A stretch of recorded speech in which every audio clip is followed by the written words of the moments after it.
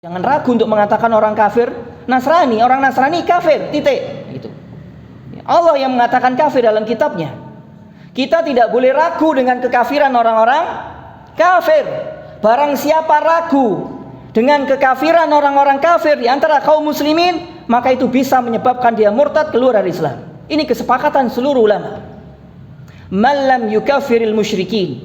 Barang siapa yang tidak mengkafirkan orang-orang musyrik, au syakka fi kufrihim, atau ragu dengan kekufuran mereka. Ini orang Yahudi, Nasrani, orang penyembah berhala, ini kafir apa enggak ya?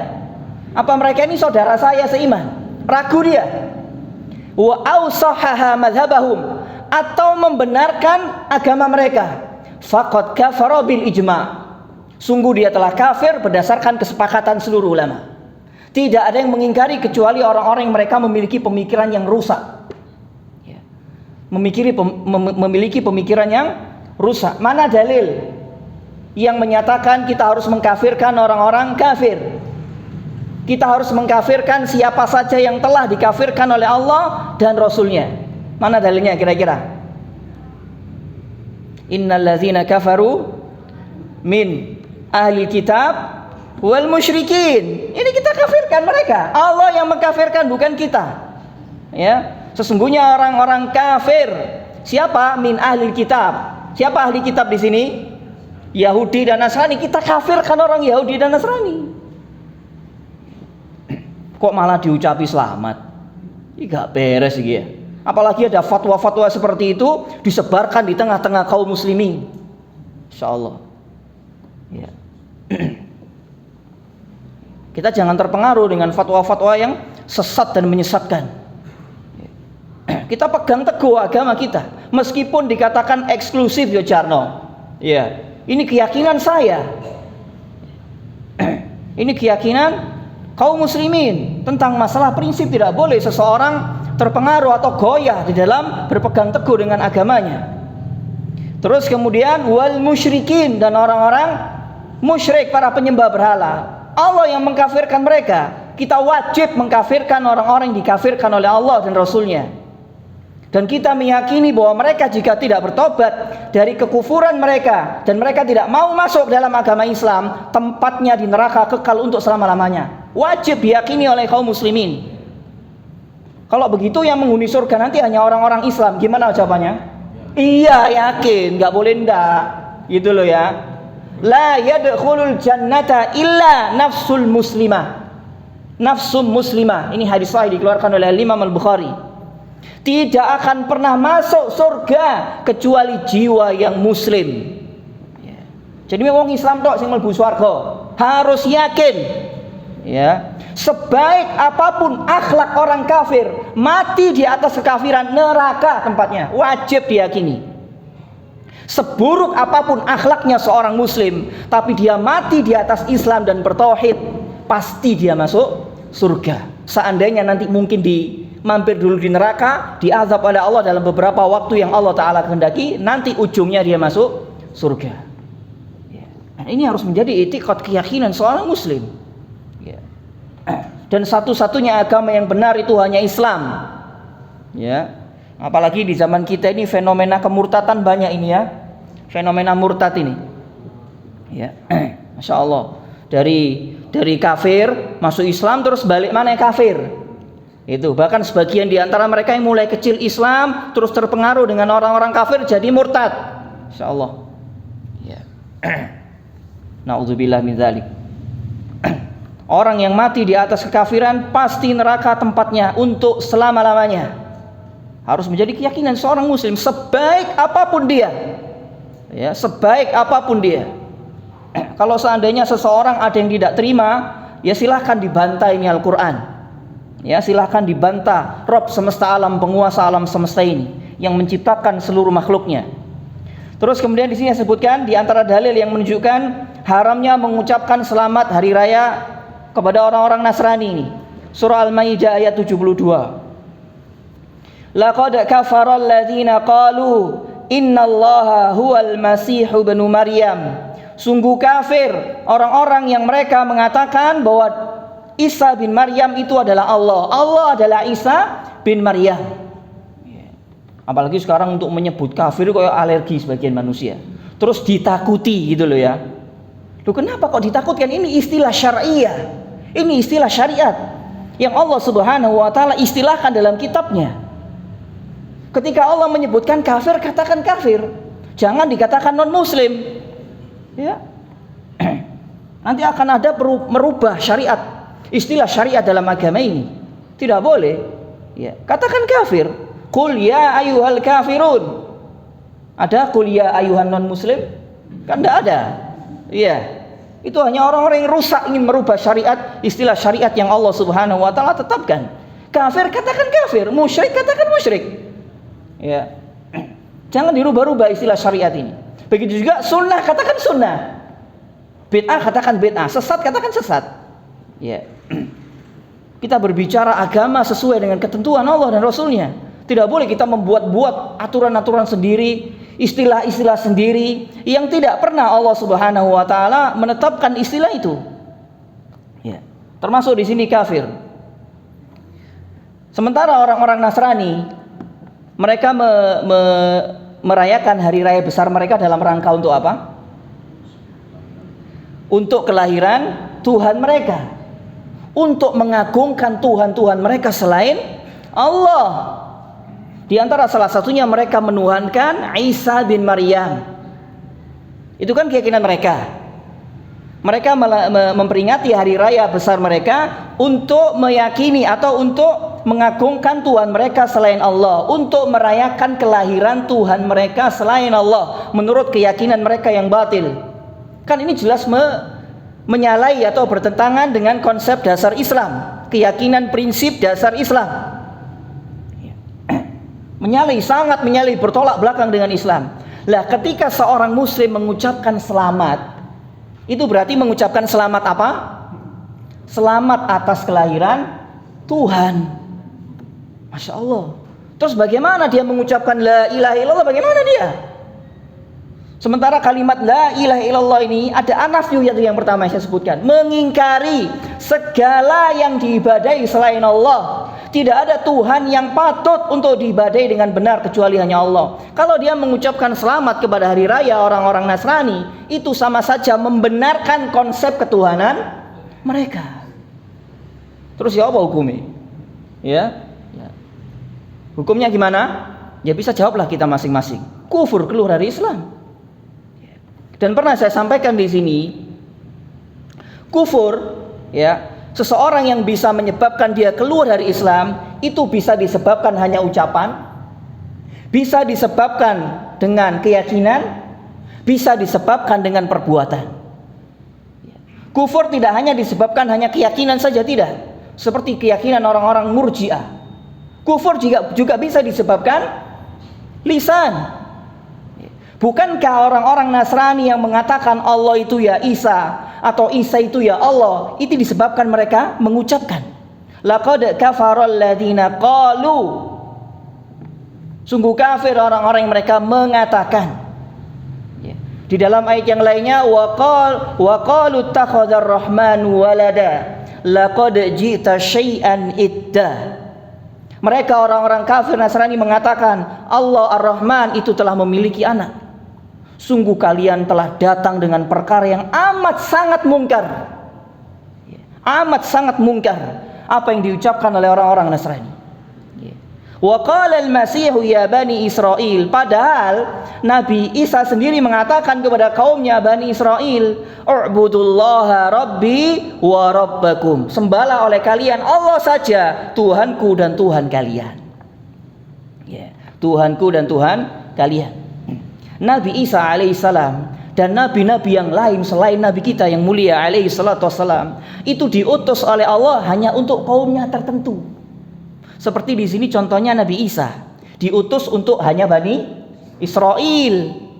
Kemudian juga Nabi Musa dan nabi-nabi yang terdahulu dikhususkan untuk kaum mereka sendiri, berbeda dengan nabi akhir zaman, penutup para nabi, diutus kepada seluruh umat manusia. Diutus kepada seluruh umat manusia. Makanya orang-orang yang mengaku mengikuti Isa bin Maryam salah alamat sampean. Ya. Salah alamat sampean duduk Bani Israel, apalagi orang Indonesia. Ya, salah alamat panjenengan. melok nabi sinten. Gitu loh. Sementara nabi yang Anda anggap sebagai Tuhan, ya, itu tidak pernah mendakwakan agar dia disembah, dijadikan Tuhan. Terus beliau Nabi Isa bin Maryam itu hanya diutus khusus untuk Bani Israel. Tidak diutus untuk bangsa Indonesia, tidak ada. Kecuali Nabi alaihissalam diutus untuk seluruh manusia. Untuk seluruh manusia. Wa ma arsalnaka illa kafatan linnas basyiran wa nadhiran.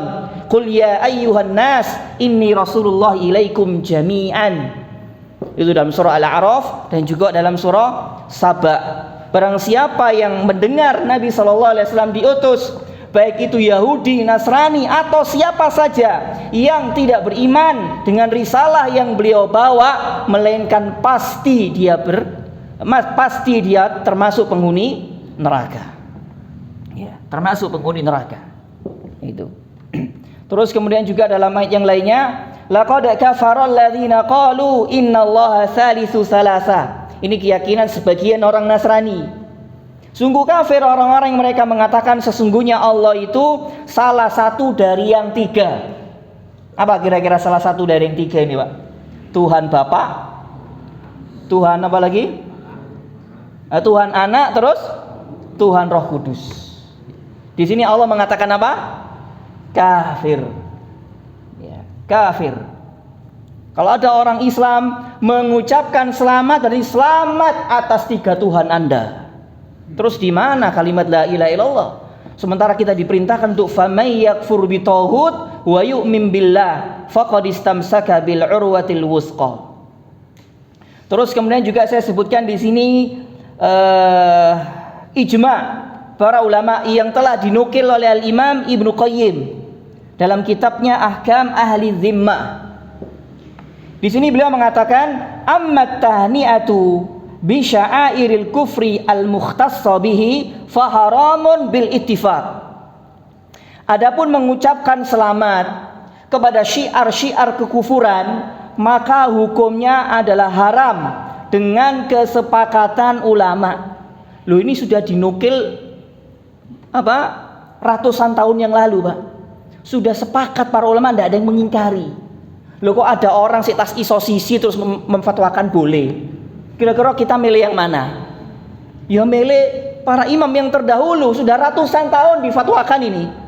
Ya, ratusan tahun. Terus ana wong sing gak jelas mbuh teko ndi ya, teko planet ndi berfatwa oleh jari ini. Terus disebarkan ke tengah-tengah kaum muslimin. Fatwa sesat dan menyesatkan. Gak boleh sama sekali, haram hukumnya, minimal haram. Dan itu bisa menjerumuskan ke dalam kekufuran. Ke dalam kekufuran. Terus kemudian di sini saya nukilkan juga perkataan Syekh Muhammad bin Shalih Al-Utsaimin rahimahullah taala ketika beliau menjelaskan tentang masalah mengucapkan selamat hari raya Id kepada orang-orang kufar. Amma tahni'atu bil a'yad fa hadhihi haramun bila syakka. Adapun mengucapkan selamat kepada hari raya orang-orang kafir di luar Islam, fa hadhihi haramun bila syakka. Maka ini merupakan perkara yang haram tanpa diragukan lagi. Tanpa diragukan lagi. Wa rubama la yaslimul insanu minal kufri. Bisa jadi seseorang tidak akan selamat dari kekufuran. Seseorang tidak akan selamat dari kekufuran. Li'anna tahni'atahum, karena mengucapkan selamat kepada mereka hari raya orang-orang kafir bi'ayadil kufri ridho biha, itu termasuk salah satu bentuk ridho kepada mereka. Wa ridho bil kufri kufrun, dan ridho terhadap kekufuran hukumnya kufur. Ya, hukumnya kufur. Jadi nanti kalau sudah tahun depan Pak menghadapi bulan ini lagi, wes gak usah bingung, gak usah terpengaruh dengan fatwa-fatwa yang sesat dan menyesatkan. Ya, fatwa-fatwa yang sesat dan menyesatkan. Toh mereka nanti yang berfatwa boleh, mereka gak akan bisa menyelamatkan kita.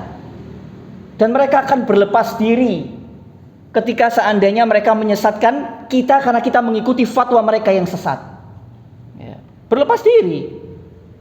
Orang-orang yang mereka mengajak kepada kesesatan, mereka nanti di akhirat gak mau tanggung jawab dengan orang-orang yang telah disesatkan. Ini kita harus ingat ini, Pak.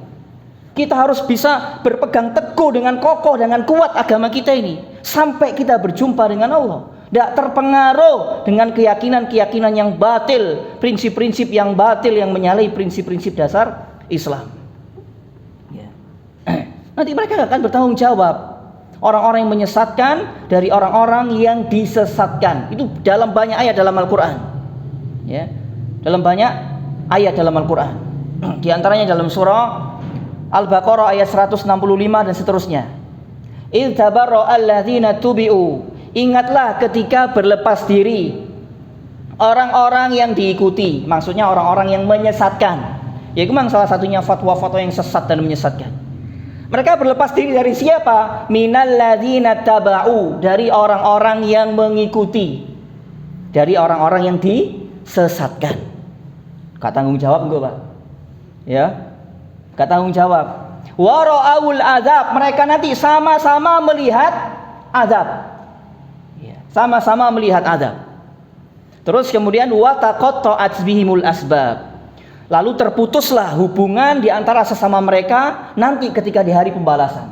Mungkin ketika di dunia orang yang menyesatkan dan disesatkan saling tertawa, saling bahu-membahu dalam kebatilan, saling mendukung. Di dunia mereka saling tertawa, tapi nanti di akhirat mereka saling berlepas diri. Wa qala alladzina taba'u, lalu berkatalah orang-orang yang mengikuti sebagai bentuk penyesalan mereka nanti pada hari kiamat. Lau anna lana karratan natabarra'a minhum kama tabarra'u minna. Seandainya kami hidup sekali lagi di dunia, kami akan menyesatkan mereka seperti mereka menyesatkan kami. Kami akan berlepas diri dari mereka seperti mereka berlepas diri dari kami seperti hari ini, hari kiamat. Kadzalika yurihimullahu a'malahum hasaratin 'alaihim. Demikian itulah Allah Ta'ala perlihatkan kepada mereka perbuatan-perbuatan mereka sebagai bentuk penyesalan mereka. Wa ma hum bikharijina minan nar, dan sekali-kali mereka tidak akan pernah keluar dari neraka jahanam. Ya, dari neraka jahanam. Seorang yang belajar agama, belajar ilmu agama, apalagi belajar tentang masalah tauhid, tentang masalah akidah, dia harus pegang teguh itu sampai nyawanya dicabut oleh Allah.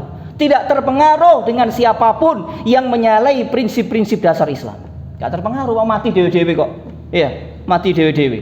Jangan terpengaruh dengan orang-orang yang memfatwakan fatwa-fatwa yang sesat dan menyesatkan. Salah satu contohnya tentang masalah ini yang kita bahas ini. Ya, agar kita kokoh di dalam beragama ini, tidak terpengaruh, tidak mengikuti arus yang ada. Kita tetap berada di atas prinsip dasar Islam yang dibawa oleh Nabi alaihi salatu wassalam. Terus juga kemudian berkaitan dengan masalah nanti tanggal 1. Ya, ini juga salah satu perkara-perkara yang bukan termasuk syiar Islam. Ya. Dan itu juga termasuk salah satu syiarnya orang-orang kufar. Ya. Merayakan hari tahun baru atau apalah. Itu merupakan salah satu syiar orang-orang di luar Islam. Di dalam agama kita hanya ada 2 hari raya yang kita rayakan. Ketika Nabi SAW tiba di Madinah, ya, beliau melihat sebagian orang-orang penduduk Madinah merayakan 2 hari raya yang dinamakan dengan Nairuz wal Mahrojan. Nairuz wal Mahrojan, hari raya orang-orang musyrikin Madinah. Lalu beliau mengatakan, sungguh Allah Ta'ala telah mengganti kalian 2 hari raya yang lebih baik dari keduanya, Idul Adha wa Idul Fitri. Hanya ada 2 hari raya dalam Islam. Hanya ada 2 perayaan hari raya dalam Islam. Selainnya tidak ada.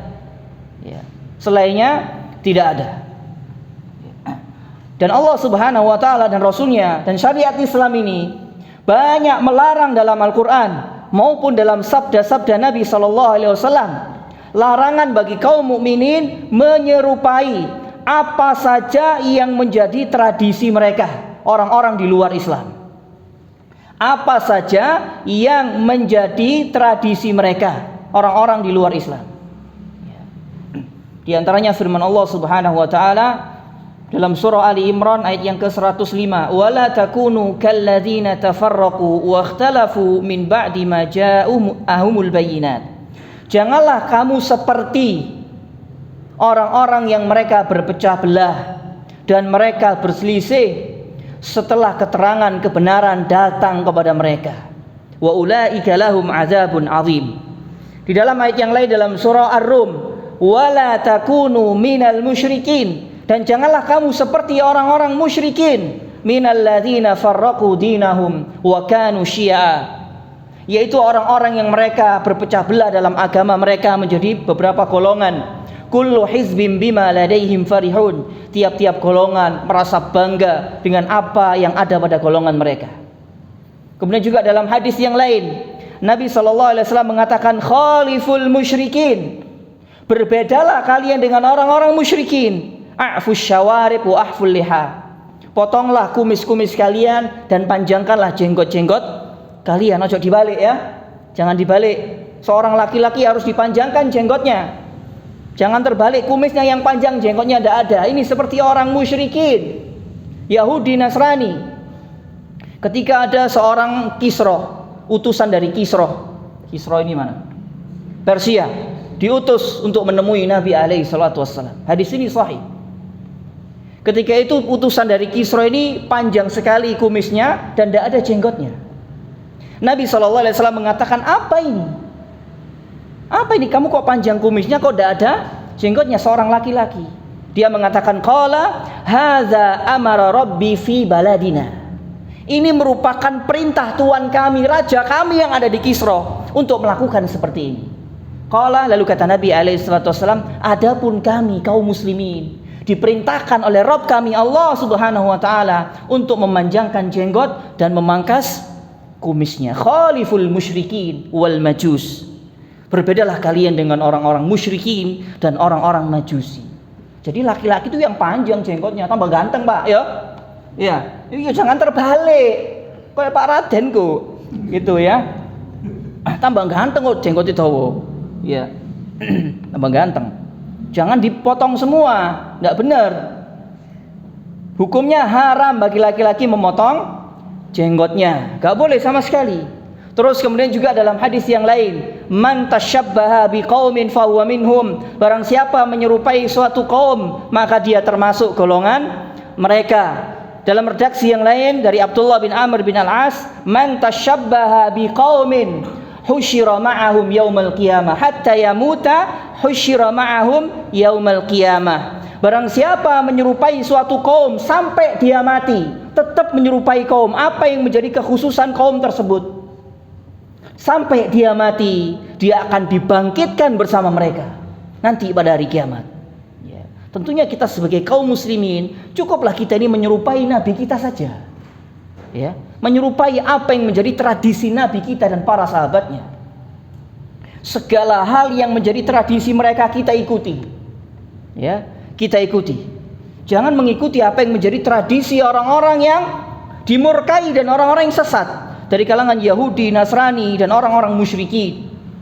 Ya, orang-orang musyrikin. Ini semua yang saya sampaikan semuanya ini termasuk bagian konsekuensi barok, berlepas diri dari segala bentuk kekufuran dan para pelakunya, serta apa saja yang menjadi kebiasaan mereka. Apa saja yang menjadi kekhususan dan adat istiadat mereka. Kita tidak boleh menyerupai apa yang menjadi kekhususan mereka. Terus kemudian dalam hadis yang lain, Nabi SAW ketika mengetahui orang-orang Yahudi berpuasa Asyura, sementara kaum muslimin juga berpuasa Asyura. Ini tanggal berapa Asyura ini? 10 Muharram. Ya. Ketika Nabi SAW mengetahui orang Yahudi berpuasa Asyura, lalu beliau mengatakan kepada para sahabatnya, seandainya aku nanti masih hidup, aku akan berpuasa pada tanggal 9-nya. Belum sampai tahun depannya beliau wafat. Maka disyariatkan bagi kaum muslimin ketika bulan Muharram disunahkan berpuasa tidak hanya tanggal 10 dalam rangka untuk menyelisih Yahudi, namun disunahkan juga pada tanggal 9. Ya. Bagaimana kalau seandainya tanggal 9-nya lupa, baru berpuasa tanggal 10, dia berpuasa tanggal 10 dan berniat tahun depan berpuasa tanggal 9. Adapun hadis yang menyebutkan tanggal 11 dhaif, tidak bisa dijadikan hujjah. Ya, dhaif. Tidak benar ketika mengatakan tanggal 11-nya juga disyariatkan untuk berpuasa. Hadisnya lemah. Ya, tidak bisa dijadikan hujjah. Yang benar 9 dan 10. 9 dan 10. Ya. Nah, ini diantara beberapa ayat maupun hadis larangan kita bertasyabbuh, atau menyerupai orang-orang di luar Islam.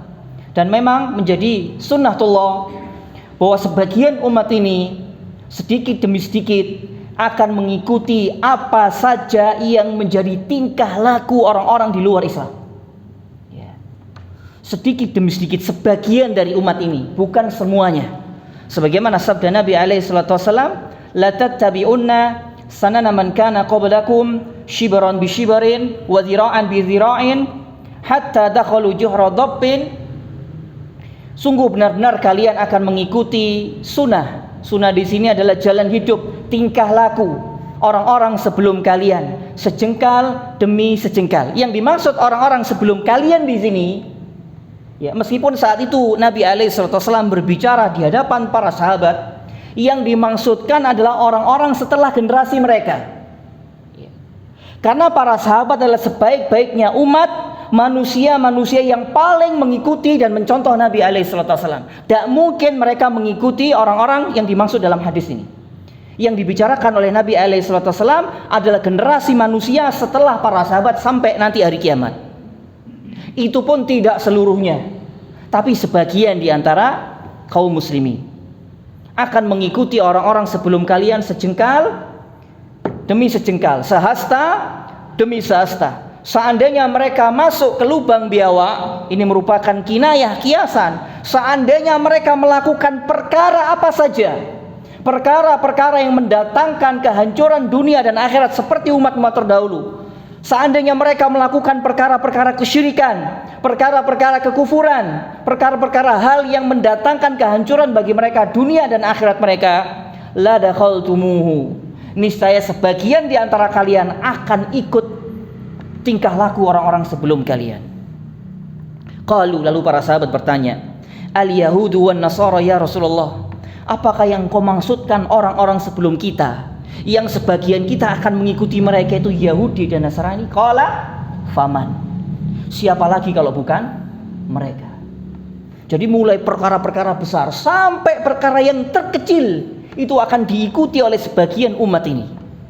Mulai dari kesyirikan, mulai dari kekufuran, menghalalkan yang haram, mengharamkan yang halal, atau perkara-perkara apa saja, ya, perkara-perkara apa saja yang menjadi kekhususan mereka, itu akan diikuti oleh sebagian kaum muslimin, sejengkal demi sejengkal, sehasta demi sehasta, ya.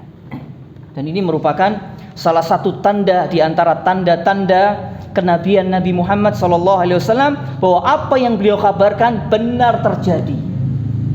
Ya. Bahkan segala perkara kemungkaran umat-umat terdahulu itu semuanya ada setelah Nabi SAW, setelah diutusnya Nabi SAW. Ya. Mulai dari kesyirikan, apalagi di zaman kita sekarang ini. Ya. Seperti kesyirikan yang terjadi pada kaumnya Nuh alaihissalam, di mana mereka mengagungkan orang-orang soleh yang telah mati. Terus kemudian mereka mengelilingi kuburnya orang-orang soleh yang telah mati. Terus kemudian mereka melakukan peribadatan kepada orang-orang yang telah mati di sisi kubur orang-orang yang telah mati. Ini pun terjadi pada zaman kita sekarang. Ya, nanti ketik aja di YouTube itu ya, orang berkeliling di kuburan, wah kayak wis metu akeh. Ya. Luar banyak. Itu dilakukan oleh kaum muslimin. Dilakukan oleh kaum muslimin. Kalau ada di antara orang-orang terdahulu, umat-umat terdahulu yang menyembah para nabi, menyembah orang-orang soleh, akan ada juga di antara umat ini yang menyembah nabi, yang menyembah orang-orang soleh. Kalau ada di antara umat terdahulu yang menghalalkan apa yang Allah Ta'ala haramkan, akan ada di antara umat ini yang menghalalkan apa-apa yang Allah Ta'ala haramkan.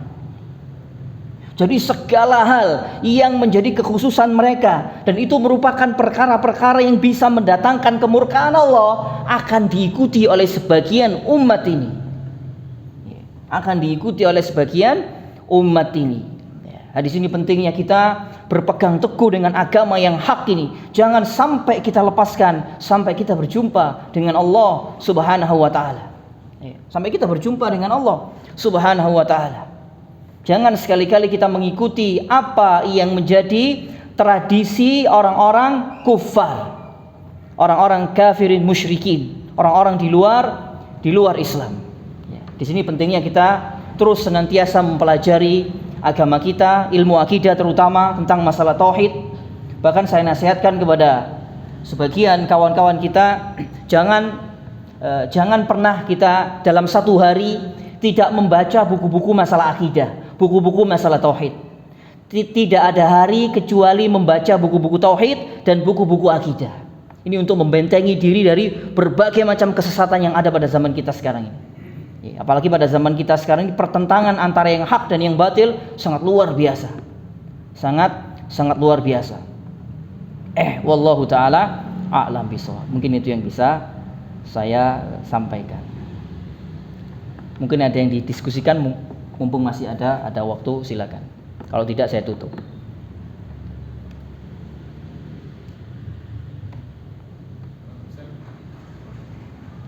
Terkait ada keraguan-keraguan yang sempat tersebar bahwa misalkan buku yang diterjemahkan dalam bahasa Indonesia itu sempat dialihkan, misalkan punya Imam An-Nawawi, karena beliau sempat terjadi diskusi juga apakah beliau Asy'ariyah yang sebelum Imam Asy'ari kemudian bertaubat di akhir itu beliau itu ada yang bilang Asy'ariyah itu, atau ada yang bilang waktu itu akhirnya beliau Athari atau ya mengikuti Athar. Iya. Jadi pertanyaannya An-Nawawi termasuk Asy'ariyah atau bukan gitu kan? Iya. Jawabannya tidak benar sama sekali. Jawabannya tidak benar kalau Al-Imam An-Nawawi Asy'ariyah. Memang beliau hidup di lingkungan Asy'ariyah, termasuk di antara imam yang lain Al-Hafidz Ibnu Hajar Al-Asqalani. Termasuk Al-Hafidz Ibnu Hajar Al-Asqalani. Keduanya memang terjerumus ke dalam masalah ta'wilus sifat. Iya, tidak mengingkari itu. Karena memang keduanya hidup di tengah-tengah orang-orang Asy'ariyah. Ya, di tengah-tengah orang Asy'ariyah. Tapi yang harus kita ketahui tentang asas dasar Ahlus Sunnah dengan Asy'ariyah. Ya, Asy'ariyah. Yang pertama, Ahlus Sunnah di dalam beragama taqdimun naqli alal aqli. Ahlus Sunnah beragama terutama dalam perkara-perkara keimanan itu lebih mendahulukan wahyu dalil daripada akal. Kalau kita membaca buku-buku Imam Nawawi tidak akan lepas dari kaidah yang pertama ini. Sementara orang-orang Asy'ariyah taqdimul aqli ala naqli, lebih mendahulukan akal daripada wahyu nas. Jadi kalau ada nas-nas yang bertentangan dengan akal mereka, itu mereka takwil. Karena asas dasarnya adalah akal. Yang kedua, prinsip dasar yang kedua Ahlus Sunnah menerima semua dalil yang mutawatir ataupun ahad. Hadis mutawatir adalah hadis yang diriwayatkan oleh beberapa orang sahabat. Diriwayatkan oleh beberapa orang sahabat. Begitu juga hadis ahad. Hadis ahad adalah hadis yang diriwayatkan oleh satu atau dua orang sahabat. Berkaitan dengan masalah akidah, masalah hukum, masalah fikih maupun muamalah. Ahlus Sunnah menerima selama hadis itu sahih. Adapun orang-orang Asy'ariyah, mereka tidak akan menerima dalam urusan akidah kecuali yang mutawatir. Mereka nggak mau menerima hadis ahad, nggak mau menerima hadis ahad. Kalau kita membaca buku-buku An-Nawawi, Al-Hafidz Ibnu Hajar, tidak akan lepas dari dua asas ini. Ahlus Sunnah tidak mentakwil sifat-sifat Allah. Orang-orang Asy'ariyah mentakwil sifat-sifat Allah. Al-Imam An-Nawawi, Al-Hafidz Ibnu Hajar terjerumus dalam ini, ya, kita tidak mengingkari. Ya, kita tidak mengingkari. Lalu apakah serta-merta kita langsung mengatakan keduanya Asy'ariyah? Tidak benar. Bahkan di akhir-akhir hayatnya disebutkan oleh para ulama, Al-Imam An-Nawawi telah menulis satu buku khusus yang membantah keyakinan orang-orang Asy'ariyah. Saya lupa judulnya itu ya. Istilahnya juz'un fi itsbati saut wal harf fi kalamillah, kalau tidak salah seperti itu. Satu bagian khusus yang menetapkan sifat bicara Allah dengan huruf dan dengan suara. Kalau kita membaca buku-buku akidah orang-orang Asy'ariyah, Bahkan ada tokoh-tokoh di negeri kita, orang-orang Asy'ariyah, mereka meyakini Allah berbicara tidak dengan huruf, tidak dengan suara. Itu kalau dicari di YouTube ada, Pak. Cuman nggak tak sebut kok di kini orang murid ya. Ya. Kok tak sebut kok muridnya kaget. Tiba-tiba guruku sesat. Gitu. Kata sebut jenenge, cari aja sendiri nanti di YouTube. Terang-terangan dia Allah berfirman tanpa huruf, tanpa suara. Ya. Sementara Ahlussunnah meyakini salah satu sifat Allah berbicara adalah dengan huruf dan suara. Al-Imam An-Nawawi menulis satu juz khusus itu untuk membantah keyakinan orang Asy'ariyah, dan ini ditulis di akhir-akhir hayatnya untuk membantah keyakinan orang Asy'ariyah. Yang bisa bahasa Arab ya, itu bisa di-download kitabnya Al-Imam An-Nawawi, itu judulnya itu kalau saya tidak keliru. Juz'un fi itsbati saut wal harf fi kalamillah. Ya. Menetapkan sifat bicara bagi Allah dengan huruf dan suara. Ya. Tidak benar sama sekali kalau Al-Imam Nawawi dikatakan Asy'ariyah. Ya, tidak benar sama sekali. Wallahu a'lam bishawab. Ya. Itu hanya pengakuan saja. Hanya dusta, omong kosong mereka. Ya. Hanya dusta dan omong kosong mereka. Ya gitulah, memang sejak zaman dahulu ciri ahlul bid'ah itu suka berbohong. Ya, suka berbohong. Begitu juga mereka berbohong atas nama imam mereka sendiri. Al-Imam Abul Hasan Al-Asy'ari. Kalau seandainya mereka mau jujur, ya, mau membaca kitab Abul Hasan Al-Asy'ari, Al-Ibana an Ushulid Diyanah dan Maqalatul Islamiyyin, ya pasti akan mereka meninggalkan keyakinan mereka yang batil, yang rusak. Ya. Orang-orang Asy'ariyah mengingkari sifat ketinggian Allah di atas semua makhluknya. Sementara Al-Imam Abul Hasan, imam mereka sendiri, menetapkan sifat ketinggian Allah di atas semua makhluknya. Engko lek wis gak duwe hujah Pak mereka itu, kalau sudah gak punya hujah untuk membantah kebenaran, gak bisa membuat-buat kedustaan. Iki bukunya Asy'ari, bukunya Abul Hasan ini dipalsukan sama Wahabi. Ya, membuat-buat kedustaan. Ya. Padahal kalau kita cermati, saya pernah membaca bukunya kitab Syekh Shalih Al-Utsaimin. Orangnya masih hidup, pengajar di Masjid Nabawi. Beliau punya kitab khusus yang mentahqiq, yang memberikan atau meneliti kitab Abul Hasan Al-Asy'ari. Ini asli dari beliau atau tidak? Itu beliau sebutkan puluhan para imam yang menyebutkan kitab Abul Hasan Al-Asy'ari Al-Ibana itu asli tulisan Abul Hasan. Termasuk yang memberikan persetujuan itu asli Al-Imam An-Nawawi. Jadi bukan karangan orang-orang Wahabi seperti yang dituduhkan oleh orang-orang Asy'ariyah. Ya, oleh orang-orang Asy'ari. Itu di muqaddimahnya Syekh Shalih Al-Utsaimin menjelaskan panjang lebar. Ya. Ini untuk membantah tuduhan bohong para pengikutnya. Ya, Al-Imam An-Nawawi, terus kemudian ulama-ulama yang zamannya terdekat dengan mereka, Al-Imam As-Sam'ani dan beberapa ulama yang lainnya. Ya. Bahwa kitab Al-Ibana itu murni tulisan Abul Hasan Al-Asy'ari. Murni tulisan beliau. Tidak ada yang merubah-rubahnya. Kalau ada yang mengatakan itu bukan tulisan Abul Hasan Al-Asy'ari, bohong, kadzabun. Ya, memang kadang-kadang perlu dibahas kitab ini ya. Mungkin suatu saat kita bahas kitab Al-Ibana. Iki ero kabeh wong-wong ya. Cek kan sing digoroi ngono lho. Kasihan umat orang-orang yang awam. Apalagi yang enggak ngerti bahasa Arab. Terus diprovokasi, Wahabi sesat kan ngono tok ae. Itu ciri orang kalau sudah miskin ilmu. Wis gak duwe hujah, maka seperti jalannya orang kufar dan orang-orang munafik, apa? Menuduh. Ya toh? Jadi kalau ketika mereka tidak bisa membantah dakwah para nabi dan rasul, untuk memusnahkan dakwah para nabi dan rasul itu diawali dengan membuat tuduhan-tuduhan atau omong kosong, kebohongan atas para nabi, nama para nabi. Itu sudah. Itu ciri orang kalau sudah nggak punya ilmu, nggak punya hujah, miskin dan melarat ilmu. Wis kentean gak duwe ilmu gak untuk membantah kebenaran, akhirnya menuduh. Nah, siapapun orangnya sudah. Lek wis gak duwe ilmu untuk membantah orang yang membawa kebenaran, membuat kedustaan atas nama orang yang menyampaikan kebenaran. Itu di mana-mana sudah. Ini termasuk salah satu jalan hidupnya orang-orang kafir, orang-orang munafik. Dan kita nggak boleh meniru jalan hidup mereka. Wallahu taala alam bisawab. Kurang lebihnya saya mohon maaf. Kita akhiri dengan doa kafaratul majelis. Subhanakallahumma bihamdika asyhadu an la ilaha illa anta astaghfiruka wa atubu ilaik. Assalamualaikum warahmatullahi wabarakatuh.